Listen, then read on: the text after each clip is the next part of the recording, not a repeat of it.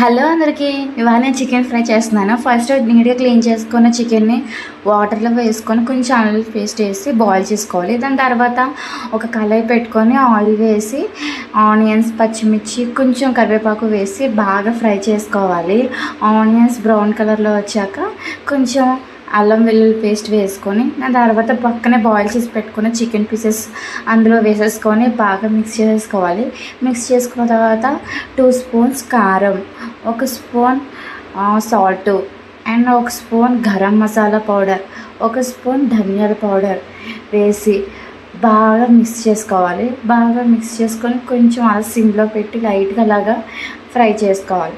అలా లైట్గా ఫ్రై చేసుకున్న తర్వాత మనం ఇందాక చికెన్ పీసెస్ బాయిల్ చేసిన వాటర్ కొంచెం అందులో యాడ్ చేసుకోవాలి. కొంచెం యాడ్ చేసుకొని లైట్గా బాయిల్ చేయనివ్వాలి. దాని తర్వాత లైట్గా 1 స్పూన్ గరం మసాలా పౌడర్ వేసుకోవాలి. వేసుకొని లైట్ ఫ్రై చేసుకొని ఇంకా స్టవ్ ఆఫ్ వేసుకోవడమే. లాస్ట్లో అలా లైట్గా కొత్తిమీర వేసుకోవాలి. అంతే, మన టేస్టీ చికెన్ ఫ్రై రెడీ. మీకు ఈ వీడియో నచ్చినట్టయితే లైక్ చేయండి, సబ్స్క్రైబ్ చేసుకోండి.